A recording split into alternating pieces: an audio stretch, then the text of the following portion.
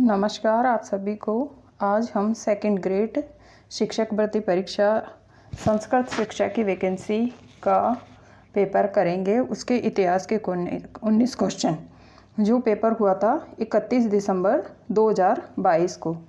इसका 99 नंबर से हिस्ट्री के क्वेश्चन आए थे। उसमें से पहला 99 नंबर पे है, निम्न में से ऋग्वेद के किस मंडल में एकम सद विप्रा बहुधा वदंती अग्नि यमः का उल्लेख मिलता है।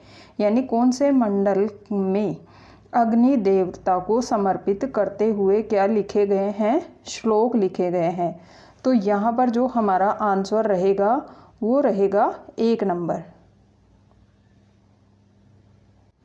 क्वेश्चन नंबर 100 है, बौद्ध धर्म में संघ प्रवेश को क्या कहा जाता था। तो यहाँ पर जो ऑप्शन दिए हुए हैं उनमें से सेकंड नंबर जो है हमारा आंसर रहेगा। इसके अलावा पातिमोक्ष, तो पातिमोक्ष का मतलब होता है कि मठ में जो लोग रहते थे उनके जो अनिवार्य नियम जो उनको मानने ही पड़ते थे। अगर वो इनका उल्लंघन करेंगे तो इनको मठ से या संघ से निकाल दिया जाएगा। इसके अलावा प्रव्रज्या का मतलब होता है आगे बढ़ना। इसका तात्पर्य है कि जब कोई सामान्य व्यक्ति भिक्षुओं की तरह उस समुदाय के बीच सन्यासी का जीवन जीने के लिए घर छोड़ देता है तो उसके लिए प्रव्रज्या का शब्द का यूज किया जाता है और इसका अर्थ होता है आगे बढ़ना। इसके अलावा उपसत का जो अर्थ है उसका होता है उपवास होता है उपसत का अर्थ। और इसका मतलब होता है कि आपके मन के अंदर जो भी अशुद्धियां हैं उनकी सफाई के लिए उपवास करना। तो यहाँ पर आंसर है हमारा 2 नंबर। उपसंपदा, यानी बौद्ध धर्म में प्रवेश को क्या कहा जाता था, उपसंपदा।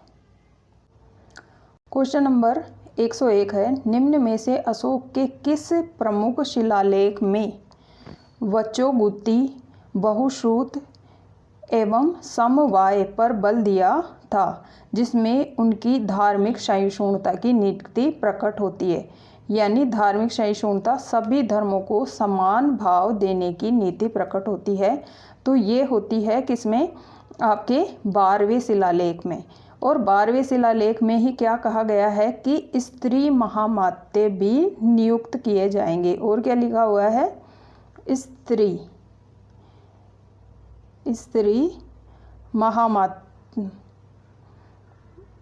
महामात्रों की नियुक्ति से संबंधित है। उसके अलावा जो 13वां शिलालेख है वो कलिंग और किसके, पड़ोसी राजाओं के संबंधों से संबंधित है। उसके अलावा दूसरा जो शिलालेख है वो पशु पक्षियों की चिकित्सा से संबंधित है। किससे संबंधित है, पशु पक्षियों और मनुष्य की यानी चिकित्सा व्यवस्था को करने से संबंधित है। इसके अलावा जो तीसरा शिलालेख है, तीसरा शिलालेख किससे संबंधित है कि हर 5वें वर्ष में क्या है, राजकीय अधिकारी किस पे जाएंगे, अधिकारी दौरे करेंगे। किससे रिलेटेड, राज्य में धर्म की स्थापना से रिलेटेड। इस तरह से ये है। तो यहाँ पर हमारा आंसर रहेगा 3 नंबर। धार्मिक सहिष्णुता की नीति किसमें बताई गई है, उनके 12वें शिलालेख के अंदर। क्वेश्चन नंबर 102 है, निम्न में से कौन सी जातक के दृश्य सांची स्तूप के तोरण, द्वार एवं स्तंभों पर उत्कीर्ण नहीं है। तो यहाँ पर पूछा है नहीं है। तो यहाँ जो ऑप्शन दिए हुए हैं उनमें से जो पहला है महाजनक जातक, इसके जो दृश्य तोरण, द्वारों और स्तंभों पर उत्कीर्ण नहीं किए गए हैं। बाकी जो ये 3 जातक है, महाकपि जातक, सम जातक या वेशंतर जातक, इन तीरों के उल्लेखित किए गए हैं, यानी चित्र बनाए गए हैं स्तंभों और सांची के तोरण द्वार पे। तो यहाँ पर हमारा आंसर होगा 1 नंबर। उसके अलावा दो अन्य और जातक हैं जिनके चित्र भी वहाँ मिलते हैं। पहला है छद दंत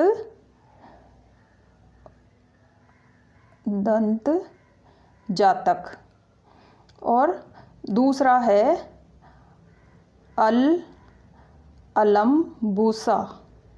अलम्बूसा जातक के दृश्य मिलते हैं। तो इनके दृश्य भी मिलते हैं। इस तरह से कुल 5 जातक कथाओं के दृश्य इसमें मिलते हैं। तो इसमें आंसर हमारा 1 नंबर रहेगा। क्वेश्चन नंबर 103 है, निम्नलिखित में से किसने चंद्रगुप्तम नाटक की रचना की थी? तो ये पहले भी आ चुका है इसी तरह का क्वेश्चन। तो यहाँ पर जो हमारा आंसर रहेगा वो रहेगा 3 नंबर, विशाख दत्त की। और विशाख दत्त की एक बुक कौन सी थी? मुद्रा राक्षस। शूद्रक की जो बुक थी वो थी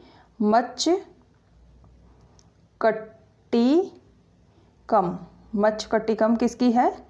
शूद्रक की है। इसके अलावा कालिदास की है। कालिदास ने बहुत सारी रचनाएं की थी, जैसे मेघदूतम, रघुवंशम, कुमार संभवम, अभिज्ञान शकुंतलम, विक्रमो उर्वशियम, मल्लिका अग्निमित्रम इनकी प्रथम जो नाटक था वो था। कालिदास जो थे वो किसके? चंद्रगुप्त सेकंड के जो दरबार में उनके दरबारी कवि थे और इनका जन्म 4वीं शताब्दी में हुआ था। इन्होंने अपनी पत्नी को, जिनका नाम विद्योत्मा था,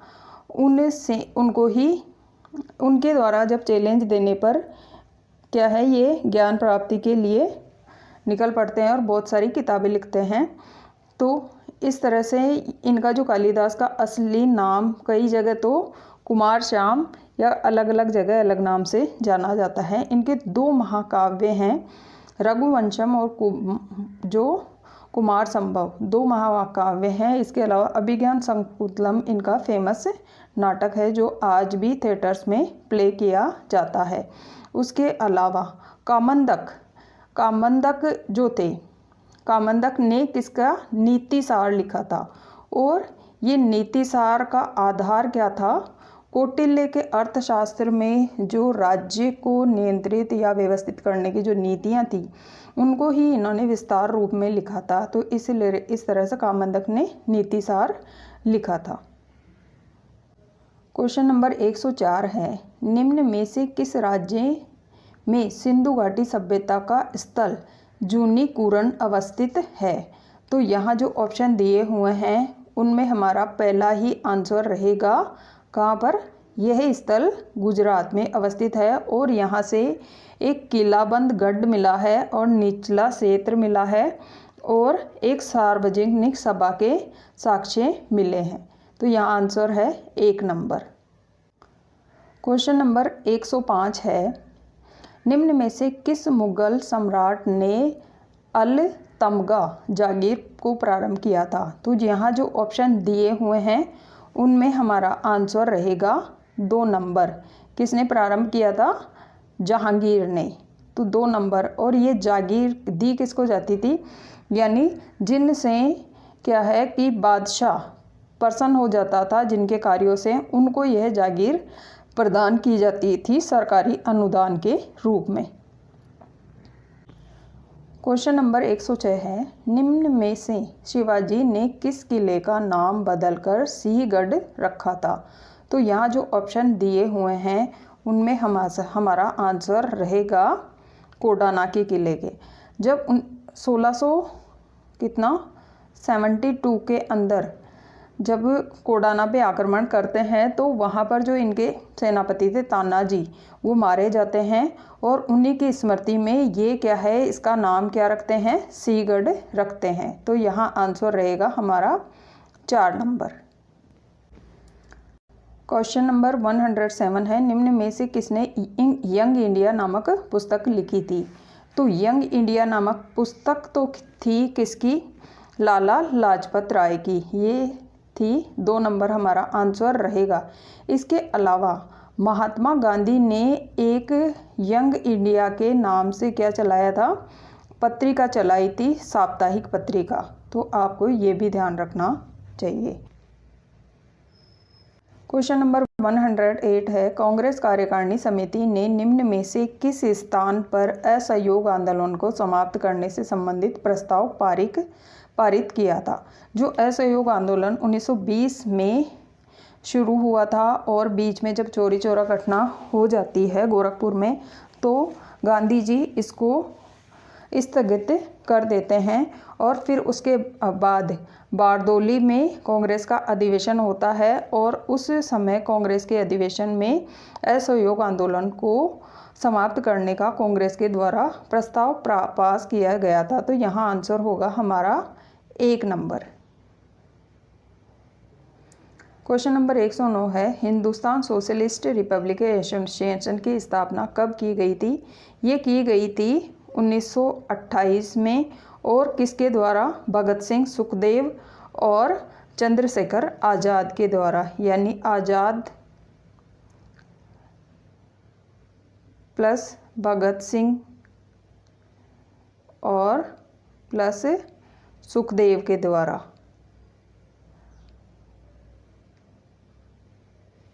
तो इसमें आंसर रहेगा हमारा 2 नंबर।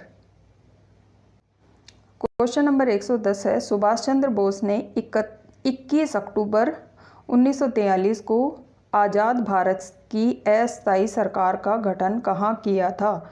तो यहाँ पर हमारा आंसर रहेगा, ये किया था किसमें, सिंगापुर में। तो आंसर रहेगा 3 नंबर। क्वेश्चन नंबर 111 है, निम्न में से पद्मावती एवं सुरसीर किसकी शिष्या थी।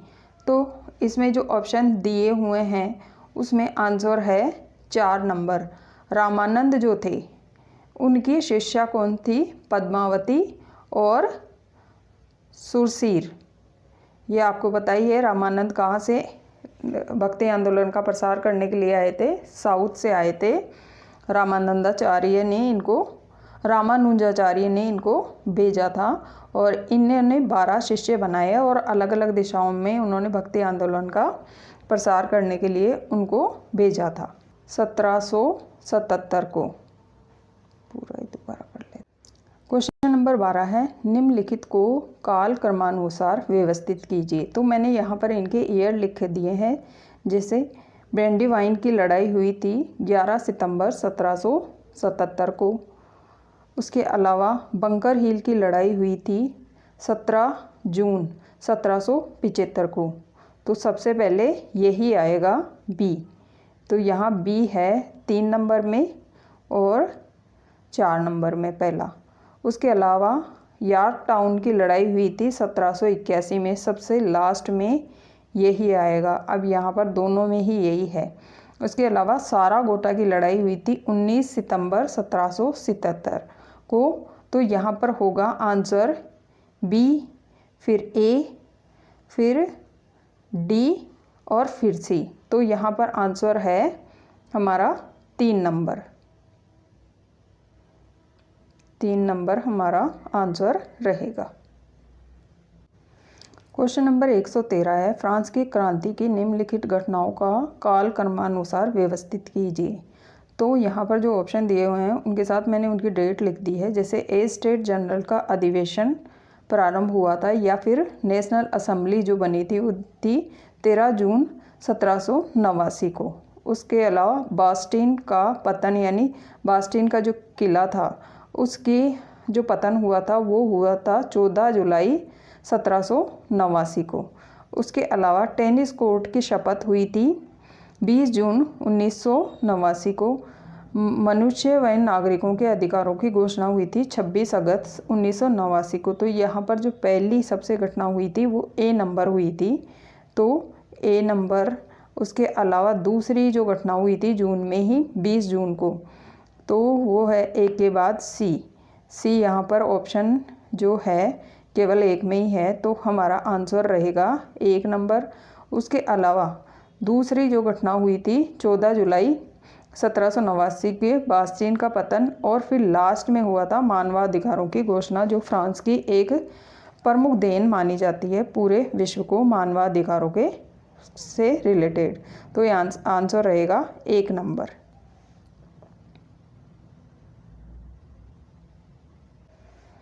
क्वेश्चन नंबर 114 है, सूची 1 को सूची 2 से सुमेलित कीजिए, नीचे दिए गए कूट का प्रयोग कर सही उत्तर चुनिए। तो कांग्रेस के अधिवेशन दिए हुए हैं और उस समय जिसने अध्यक्षता की थी उनके नाम दिए हुए हैं। तो कलकत्ता अधिवेशन जो 1890 में हुआ था उसका अध्यक्षता की थी फिरोज शाह मेहता ने की थी। उसके अलावा नागपुर अधिवेशन 1891 में हुआ था, पी आनंद चार्लू।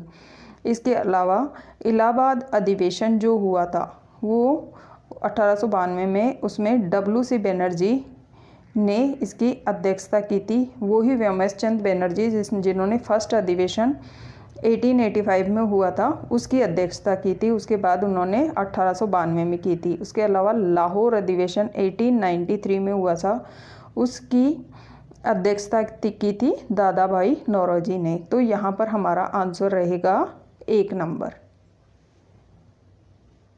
क्वेश्चन नंबर 115 है, निम्न में से भारत छोड़ो आंदोलन के दौरान सबसे लंबी समयावधि वाली समानांतर सरकार कहाँ स्थापित की गई थी। तो यहाँ जो ऑप्शन दिए हुए हैं उनमें से 4 नंबर हमारा आंसर रहेगा। यहाँ पर स्थापित की गई थी और यह सरकार चली थी 1943 से 1945 तक। और किसके नेतृत्व में, एक तो थे YV चौहान और दूसरे थे नाना पाटिल। ये नाना पाटिल थे, इनके नेतृत्व में ये सरकार चली थी। और इस पेपर का आखिरी क्वेश्चन करेंगे, निम्न में से किसने 1857 नामक पुस्तक लिखी थी। तो ये जो बुक लिखी थी ये लिखी थी SN सेन ने। तो यहाँ पर आंसर रहेगा 1 नंबर। इसके अलावा एक बुक VD सावरकर की बुक पूछी जाती है जिसका नाम है द इंडियन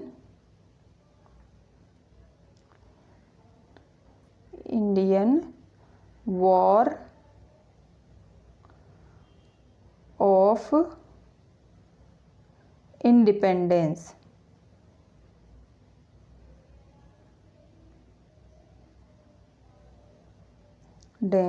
इसके अंदर ही, इस बुक में ही किसने, सावरकर ने 1857 का जो रेवोल्यूशन हुआ था उसको भारत का पहला स्वतंत्रता संग्राम कहा था। तो ये बहुत बार पूछी जाती है ये इस बुक का नाम, तो इसे ज़रूर याद रखें। अब हम आगे पेपर कर रहे हैं 2nd ग्रेड शिक्षक भर्ती परीक्षा जो सामान्य शिक्षा की वैकेंसी आई थी उसका पेपर हुआ था 13 फरवरी 2023 को। और उसके इतिहास के 19 क्वेश्चन करेंगे और ये हमारा इतिहास की जो सीरीज चल रही थी उसका आखिरी पेपर है। इसमें क्वेश्चन नंबर 117 है, सारगोन युगीन सुमेरियन अभिलेखों में सैंधव सभ्यता के लिए निम्न में से कौन सा शब्द प्रयुक्त किया गया है। तो ये आपकी बुक में डायरेक्ट ही दिया हुआ है। इसका आंसर है मेहुला वर्ड यूज किया गया है सैंधव सभ्यता के लिए। क्वेश्चन नंबर 118 है, ऋग्वेद काल में कौन सा देवता युद्ध के देवता कहा गया है। तो यहाँ जो ऑप्शन दिए हुए हैं उनमें 4 नंबर हमारा आंसर रहेगा। इंद्र को युद्ध का देवता कहा गया है। क्वेश्चन नंबर 119 है, कार्य कारणवाद को बौद्ध अवधारणा कहलाती है, यानी बौद्ध धर्म की जो अवधारणा है कार्य कारणवाद की उसको अलग से किस नाम से जाना जाता है। तो यहाँ पर जो आंसर है, प्रतीत समुत्पाद को कार्य कारण की अवधारणा के नाम से जाना जाता है। तो यहाँ आंसर रहेगा हमारा 1 नंबर। उसके अलावा इसका अर्थ होता है कि कोई भी घटना होती है वो किसी ना किसी चीज़, किसी ना किसी कारण के कारण ही होती है, यानी हर एक घटना का, हर एक एक्टिविटी का क्या है, एक ना एक कारण होता है। तो इसका प्रतीत समुत्पाद का एक और अर्थ है, बौद्ध धर्म में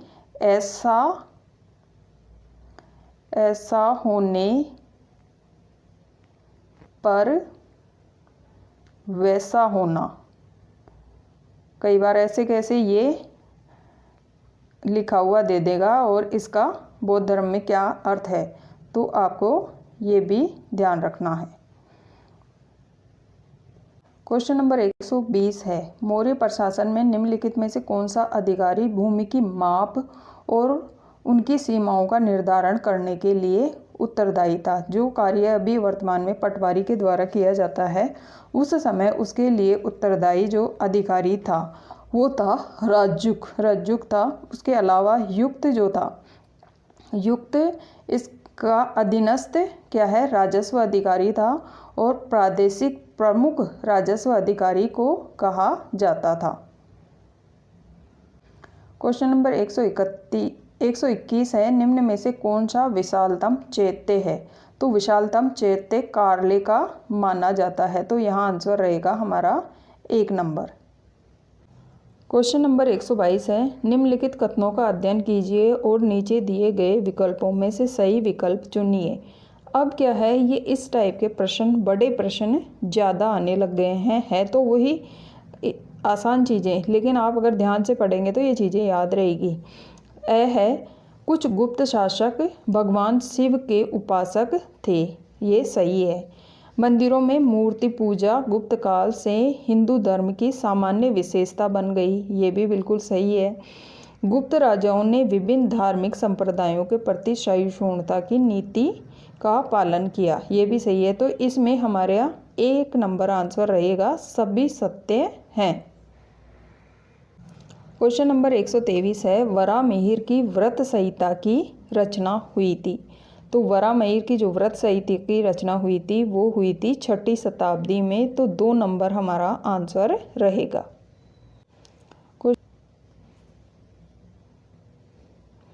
क्वेश्चन नंबर 124 है, निम्न में से कौन पुष्टि मार्ग के संस्थापक था। तो यहाँ पर जो ऑप्शन दिए हुए हैं उसमें 3 नंबर हमारा आंसर रहेगा, वल्लभाचार्य। क्वेश्चन नंबर 125 है, कश्फ अल महजूब पुस्तक का लेखक कौन था। तो यहाँ पर जो दिए हुए हैं ऑप्शन, उनमें से पहला ही आंसर रहेगा हमारा अल हज़वीरी जो थे, वो इस पुस्तक के लेखक थे। और इसमें महान जो सूफी समुदाय के संत हुए हैं, सूफी समुदाय के जो महान संत हुए हैं, उनकी जीवनी का उल्लेख है, यानी उनकी जीवनी के बारे में लिखा गया है। क्वेश्चन नंबर 126 है, मुगल शासक अकबर के समय निर्मित प्रथम इमारत निम्न में से कौन सी थी। तो ये जो ऑप्शन 1 है हमारा आंसर रहेगा, हुमायूं का मकबरा क्या है, इनकी समय की पहली इमारत थी, जिसके अंदर भारतीय प्लस फारसी प्लस तुर्की जो स्थापत्य शैली है उसका मिश्रण है। उसके अलावा चारबाग शैली का भी सबसे पहले उपयोग इस इमारत को, हुमायूं के मकबरे को बनाने में प्रयोग किया गया था। क्वेश्चन नंबर 127 है, शिवाजी ने निम्नलिखित में से किस मराठा प्रमुख से जावली पर विजय प्राप्त की थी। तो यहाँ पर जो ऑप्शन दिए हुए हैं उनमें चंद्र राव जो मौर्य थे, उनसे इन्होंने जावली का क्या है, ये किला जीता था। क्वेश्चन नंबर 128 है, 1857 की क्रांति के दौरान जगदीशपुर में कुंवर सिंह की मृत्यु के उपरांत विद्रोहियों का नेतृत्व किसने किया था। तो ये जो है यहाँ पर ऑप्शन है, उसके अंदर जो हमारा 4 नंबर, यानी जो कुंवर सिंह क्या है बहुत ज़्यादा बुजुर्ग थे और 1857 की क्रांति के समय इनकी जब मृत्यु हो जाती है, तो अमर सिंह ने वहाँ पर जगदीशपुर में विद्रोहियों का, यानी अंग्रेज़ों के खिलाफ जो लड़ रहे थे क्रांतिकारी, उनका नेतृत्व किया था। तो इसमें हमारा आंसर रहेगा 4 नंबर। क्वेश्चन नंबर 129 है, 1890 में कलकत्ता में भारतीय राष्ट्रीय कांग्रेस का 6ठा अधिवेशन की अध्यक्षता किसने की थी। अब ये क्वेश्चन जो पीछे जो हमने पेपर करा है, संस्कृत शिक्षा की वैकेंसी आई थी, उसमें मिलान करने वाले में से ही ये क्वेश्चन बना लिया। तो उस समय जो अध्यक्षता की थी वह की थी फिरोज शाह मेहता ने। इसलिए प्रीवियस ईयर के क्वेश्चन करना भी बहुत ज़रूरी है। इसमें से छोटे क्वेश्चन, डायरेक्ट क्वेश्चन बहुत उठते हैं। क्वेश्चन नंबर 130 है, 1917 में मॉन्टेग्यू की ऐतिहासिक घोषणा के बाद होम रूल आंदोलन को किसने समाप्त किया था? तो यहाँ पर जो ऑप्शन दिए हुए हैं उनमें से 1 नंबर हमारा आंसर रहेगा एनी बेसेंट ने। और इसकी शुरुआत की थी एनी बेसेंट और बाल गंगाधर तिलक दोनों ने मिलकर किस समय 1916 में, और 1917 में इसको खत्म कर दिया गया। किसके द्वारा? एनी बेसेंट के द्वारा। क्वेश्चन नंबर 131 है, असहयोग के मुद्दे पर चर्चा करने के लिए सितंबर 1920 में आयोजित कांग्रेस के विशेष सत्र की अध्यक्षता किसने की थी? तो यहाँ पर जो ऑप्शन दिए हुए हैं वो उनमें पहला ही आंसर सही रहेगा, लाला लाजपत राय ने। तो आंसर है 1 नंबर। और ये जो सितंबर 1920 में लाला लाजपत राय की अध्यक्षता में ये अधिवेशन होता है कलकत्ता में आयोजित होता है और इसमें ये प्रस्ताव पारित हो जाता है। 132 है, सविनय अवज्ञा आंदोलन के दौरान धारासना सत्याग्रह का नेतृत्व निम्नलिखित में से किसने किया था?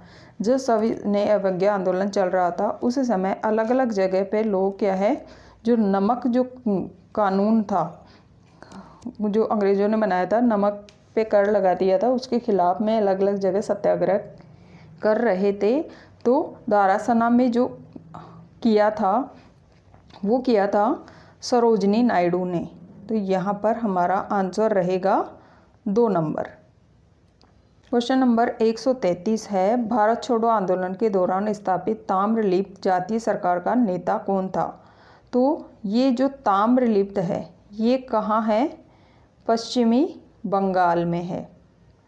और यहाँ पर ये जो एक स्वतंत्र समानांतर सरकार बनाई गई थी, इसमें पुलिस थाने, अदालत और अपने यानी सभी तरह की इन्होंने व्यवस्था एक सरकार के पास होती है, वित्त की और सभी तरह के जो बनाए थे। और ये जो सरकार बनी थी ये बनी थी सतीश चंद्र सामंता के नेतृत्व में। तो यहाँ पर आंसर रहेगा 4 नंबर।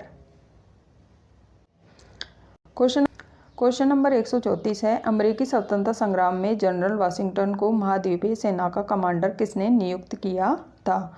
तो महाद्वीपीय ये जॉर्ज वाशिंगटन है। जनरल वाशिंगटन की जगह इनको जॉर्ज वाशिंगटन है। तो उनको जनरल बनाया गया था और इनको बनाया गया था द्वितीय महाद्वीपीय जो कांग्रेस हुई थी उसने नियुक्त किया था। तो इसमें हमारा आंसर रहेगा 2 नंबर। क्वेश्चन नंबर 135 है, फ्रांस की राष्ट्रीय सभा ने किसके प्रस्ताव पर मानव अधिकार घोषणा पत्र जारी किया था?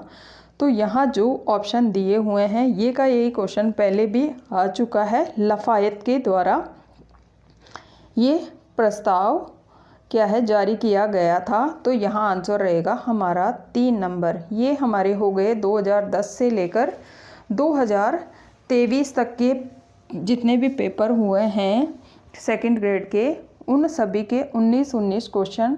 और इसके बाद हम जो नेक्स्ट जो सीरीज़ लेंगे उसमें जो पॉलिटी के क्वेश्चन यानी जो राजनीति विज्ञान है उसके क्या है 19 क्वेश्चन करेंगे। और इस बार मैं थोड़े से बड़े वीडियो लाऊंगी ताकि जल्दी जल्दी फास्टली आपका कोर्स हो सके। और अपन क्या है जो RBSC की न्यू CBSE से रिलेटेड जो बुक्स बनी है उनको ब्रीफली उनके क्वेश्चन कर सकें या उनको समझ सकें।